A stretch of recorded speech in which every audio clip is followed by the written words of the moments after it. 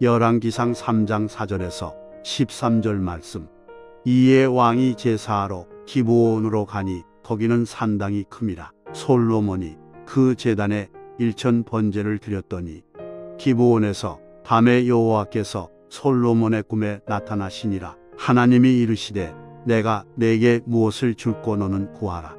솔로몬이 이르되 주의 종내 아버지 다윗이 성실과 공의와 정직한 마음으로 주와 함께 주 앞에서 행함으로 주께서 그에게 큰 은혜를 베푸셨고 주께서 또 그를 위하여 이 큰 은혜를 항상 주사 오늘과 같이 그의 자리에 앉을 아들을 그에게 주셨나이다.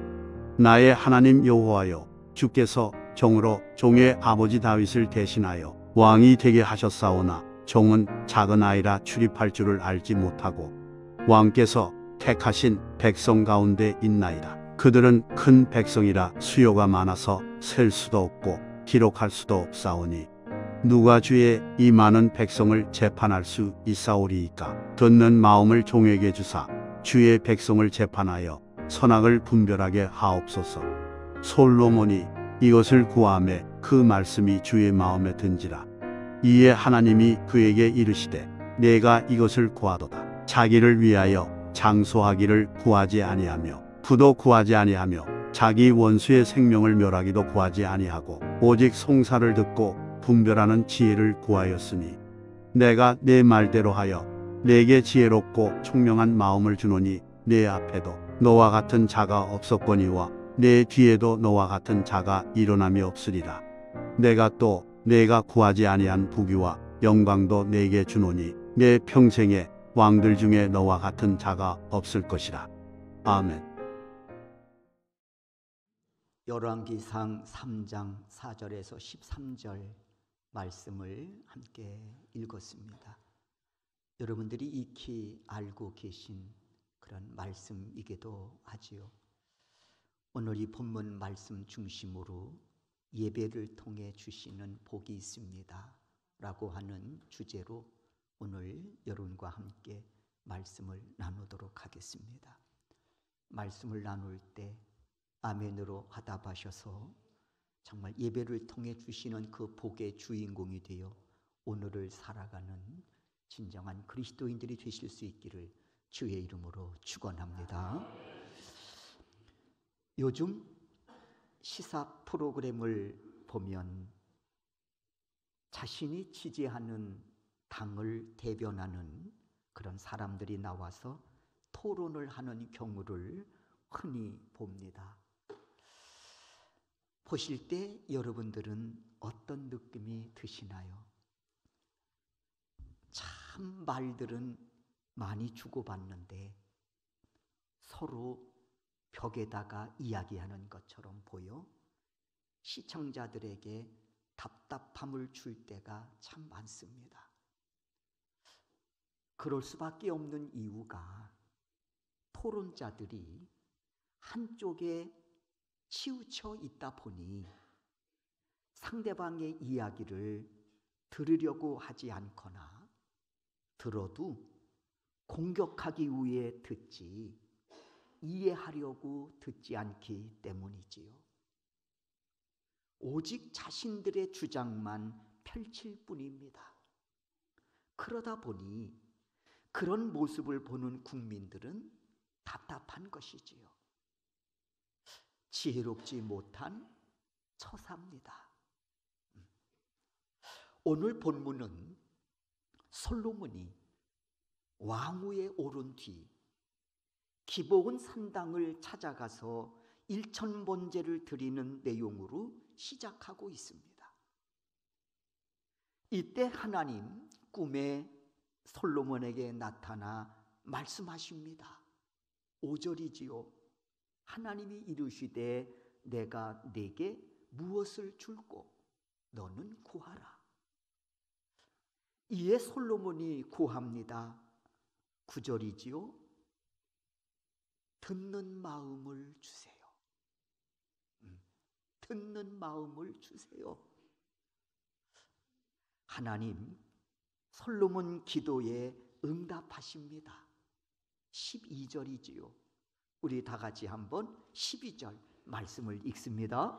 내가 내 말대로 하여 내게 지혜롭고 총명한 마음을 주노니 내 앞에서 너와 같은 자가 없었거니와 내 뒤에도 너와 같은 자가 일어남이 없으리라.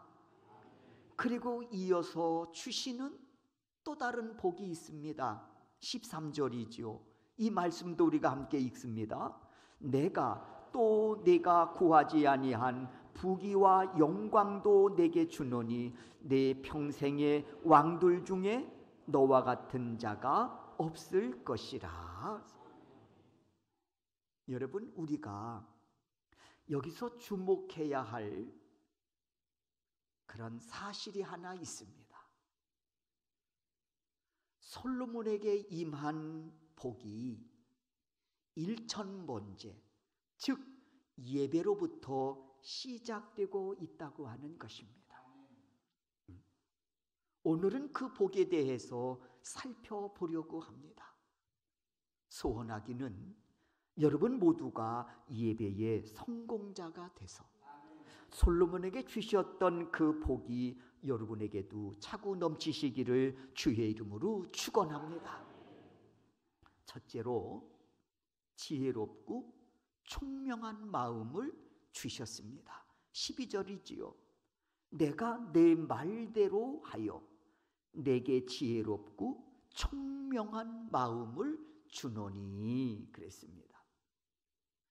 이로써 솔로몬은 지혜롭고 총명한 왕으로서 하나님의 말씀대로 이 분야에 대해서는 전무후무한 왕이 되었습니다. 오늘날에도 솔로몬 하면 여러분 떠오르는 메시지가 있지 않습니까? 지혜로운 왕.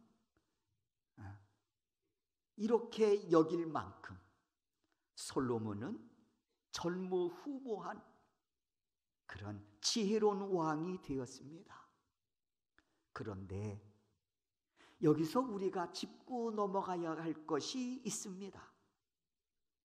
솔로몬 분명 5절에서 보듯이 이렇게 그가 하나님께 구하지요.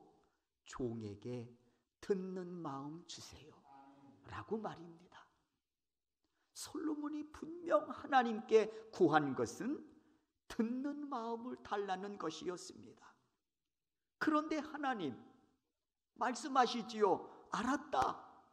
내가 내 말대로 하여 하면서 이어지는 말씀이 있지요. 지혜롭고 총명한 마음을 주시겠다는 겁니다. 솔로몬은 듣는 마음을 구했어요. 그런데 하나님은 알았다고 하시면서 내 말대로 지혜롭고 총명한 마음을 주신다고 하십니다. 그러므로 우리는 여기서 깨달아야 할 것이 있습니다. 듣는 마음과 지혜롭고 총명한 마음은 뗄래야 뗄 수 없는 밀접한 관계를 가지고 있다고 말입니다. 그래서 저는 이렇게 말씀드리고 싶습니다. 지혜롭고 총명한 마음은 듣는 마음에서부터 시작된다고 말입니다. 어리석은 사람에게 주어지는 어리석은 사람이 갖는 특징이 하나 있습니다. 그게 뭡니까? 귀를 닫아버린다는 것입니다. 듣기를 거부한다고 하는 것이지요. 오늘 본문에서 솔로몬 하나님이 구하라고 하는 말씀 앞에 듣는 마음 주세요. 그랬더니 하나님께서 이르시기를 내가 구한 대로 너가 나에게 구한 대로 지혜롭고 총명한 마음을 주시겠다고 말씀합니다. 여기서 듣는다라고 하는 원문의 뜻은 이렇습니다. 들을 때 이해함으로 무엇이 옳고 무엇이 그릇됨인지를 알게 된다는 뜻입니다. 그래서 솔로몬이 구할 때 듣는 마음 주셔서 선악을 분별하게 하옵소서라고 간청했던 것이지요. 100번 들어도 1000번 들어도 그 말에 대해서 이해하지 못한다면 듣는다고 하는 것이 무슨 의미가 있겠습니까? 이해를 했으면 무엇이 옳고 무엇이 그런 데까지 알아야 되지 않겠습니까? 때문에 오늘 본문에서 솔로몬이 구한 듣는 마음 주세요라고 하는 이 말씀 속에는, 이 구함 속에는 하나님, 제가 들을 때 이해하게 해주시고 인하여 무엇이 옳고 무엇이 그른지를 판별할 수 있게 해주십시오. 그런 의미로 솔로몬이 구하고 있다고 하는 겁니다. 그리고 듣는다라고 하는 이 원문의 뜻은 또 다른 뜻이 하나 있습니다. 그게 뭔고 하니 실천할 수 있는 용기입니다. 그러니까 솔로몬이 구한 듣는 마음은 이런 의미를 담고 있는 거예요. 하나님, 제가 백성들의 말을 듣게 될 때에 그 요지를 충분히 이해해서 선악을 분별할 수 있게 해주시고 그 깨달은 바를 실천할 수 있도록 용기 주세요. 그런 의미가 담겨 있는 겁니다. 이것이 솔로몬이 구한 듣는 마음이 지닌 뜻입니다. 때문에 이를 구한 솔로몬의 중심을 보신 하나님이 그렇게도 기뻐하시고 흡족해 하시면서 솔로몬을 마음에 들어 하신 겁니다. 이렇게 사람에게 듣는 마음은 중요하고 중요하다고 하는 것이죠. 때문에 예수님께서도 이르시기를 너희는 들음으로 복이 있다고 말씀한 겁니다. 지난번 어느 권사님께 부탁을 한번 제가 드린 적이 있었습니다. 그리고 훗날 그분께 물었지요. 권사님, 부탁을 드린 제 의도를 이해하셨느냐고 말입니다. 그랬더니 주저하지 않고 말씀하기를 예, 목사님 알고 있습니다. 그래서 실천에 옮기고 있습니다. 그 말씀이 얼마나 감사하든지, 하물며 우리가 하나님의 말씀을 주의 깊게 듣고 이해해서 아멘으로 순종할 때 하나님은 얼마나 기뻐하시고 흡족해 하시겠느냐는 말입니다. 그 하나님, 오늘도 여전히 듣는 마음을 구하는 믿음의 사람들을 찾고 계신 줄로 믿습니다. 여러분, 먼저 예배의 성공자가 되셔서 솔로몬에게 주셨던 그 동일한 은혜가 여러분에게도 함께 하시기를 주의 이름으로 축원합니다.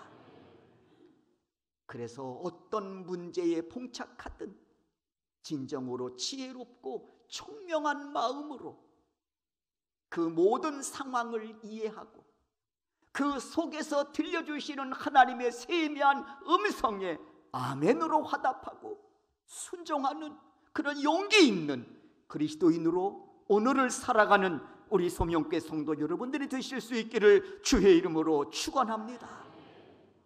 두 번째, 예배의 성공자에게 주시는 은혜가 있습니다. 부귀영화도 약속해 주셨다는 것입니다. 13절을 보십시오. 내가 또 네가 구하지 아니한 부귀도 내게 주노니 말씀합니다. 여기서 부귀는 원문을 보면 재물로 뜻하고 있음을 말하고 있습니다. 재물입니다. 그렇습니다, 여러분. 솔로몬은 최고의 부귀영화를 누린 왕으로도 유명하지요. 물론 지혜의 왕으로도 익히 알려졌습니다마는 그러나 또 하나 솔로몬 하면 부귀영화를 누린 왕으로도 유명하다는 것입니다. 그러고 보니 구약의 족장들 역시 다 갑부였음을 알 수 있습니다. 아브라함도요 부자였습니다. 이삭도요 부자였습니다. 야곱은요 부자였습니다. 요셉은요 역시 부자였습니다. 다 갑부였습니다. 아브라함도 이삭도 야곱도 요셉도 다 갑부로 살았네요. 창세기 13장 2절입니다. 아브라함에게 가축과 은과 금이 풍부하더라. 아브라함 75세 때에 빈손으로 고향을 떠나지 않았습니까? 그런데 그 아브라함에게 대하여 말씀하기를 가축과 은과 금이 풍부하였더라 하시면서 부귀를 주셨습니다.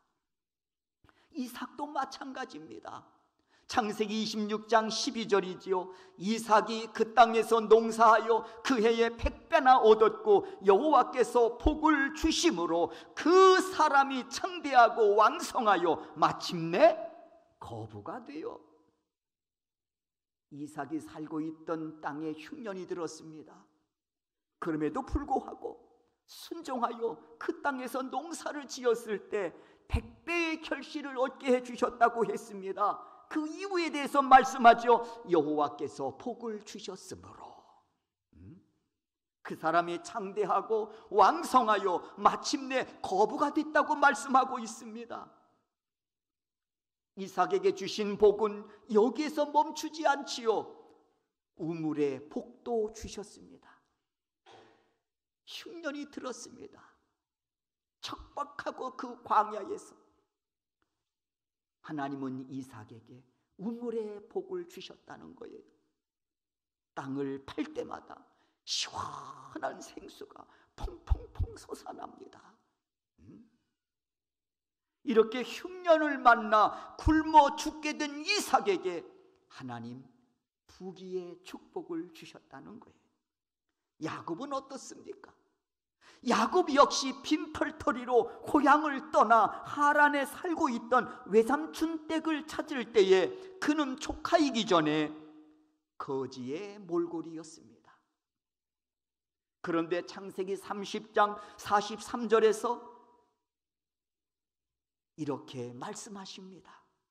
이에 그 사람이 매우 번창하여 양떼와 노비와 낙타와 나귀가 많았더라. 야곱도 갑부가 됐단 말입니다. 그러면 애굽의 노예로 팔려간 요셉은 어떻습니까? 애굽의 총리가 돼서 곡간 열쇠가 그의 손에 쥐어질 정도였습니다. 이들은 한결같이 갑부였다는 겁니다. 그리고 이들에게서 우리는 중요한 공통분모를 찾습니다. 중요한 공통분모가 있다는 거예요. 본관이 바로 예배라는 것입니다. 이들의 공통분모는 뭐냐? 이들은 예배에 대하여 생명을 걸었다는 것입니다. 이게 공통분모입니다. 아브라함의 예배는 호렙산에서 이삭을 드림으로 최정점을 찍습니다. 이삭은 흉년의 때에 부엘세바까지 올라갑니다. 그리고 거기서 하나님을 만나고 그곳에서 제단을 쌓아 하나님께 영광을 올려드립니다. 야곱은 그 위급한 때에 베델에서 하나님을 만나 제단을 쌓습니다. 그리고 하나님께 영광을 올려드리면서 그곳에서 11조를 약속합니다.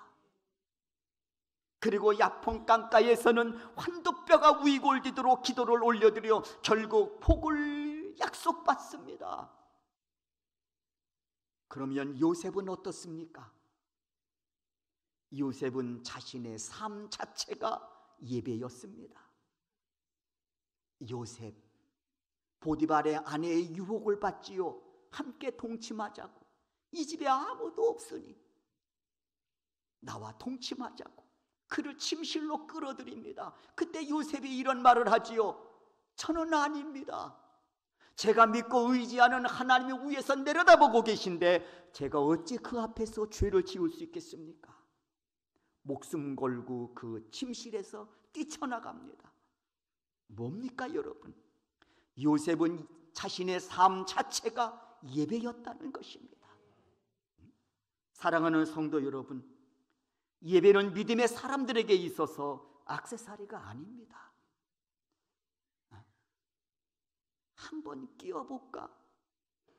끼웠다가 마음에 안 드네, 버리는 그런 액세서리가 아니라는 거예요.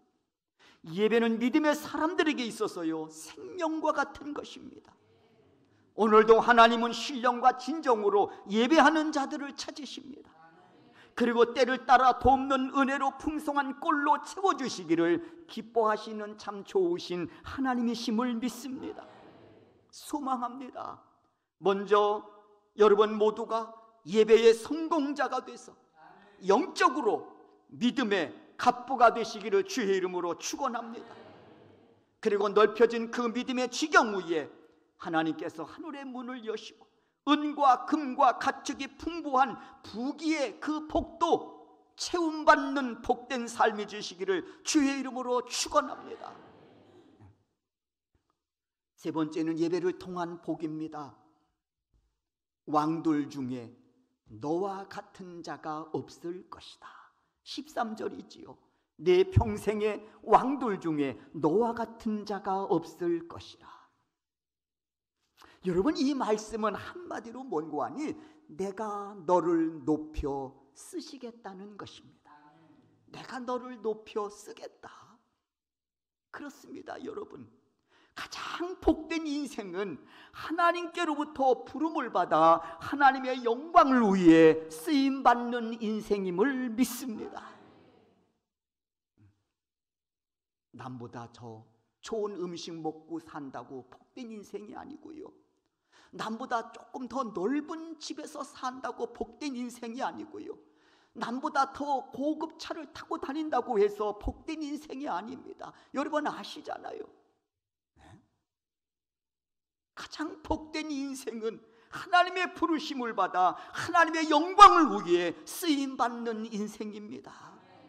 솔로몬은 하나님이 주신 은혜, 지혜롭고 총명한 마음을 성전 건축에 사용하여 하나님이 기뻐하시는 성전 건축을 이루었습니다.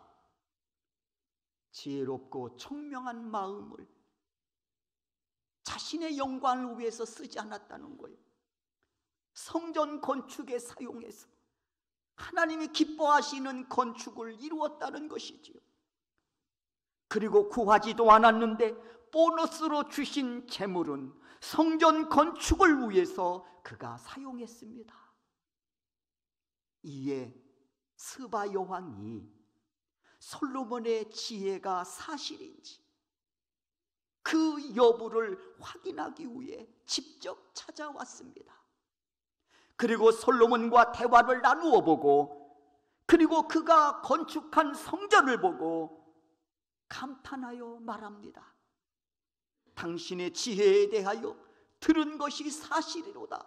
아니, 그 갑절이로다. 복되도다. 당신의 하나님 여호와를 송축할지어다. 그리고 가지고 온 선물을 주고 자신의 신하들과 함께 고국으로 돌아갔다고 했습니다. 그렇습니다. 여러분, 예배의 성공자 하나님이 그를 높여주시고 영광 받으십니다. 사랑하는 우리 소명께 성도 여러분, 하나님이 여러분의 인생을 높여주시기를 주의 이름으로 축원합니다. 그래서 하나님이 세워주신 삶의 자리에서 하나님의 살아계심과 하나님의 역사하심을 친히 증거하는 복된 인생으로 오늘을 살아가는 그리스도인들이 주시기를 주의 이름으로 축원합니다. 오늘은 본문을 통해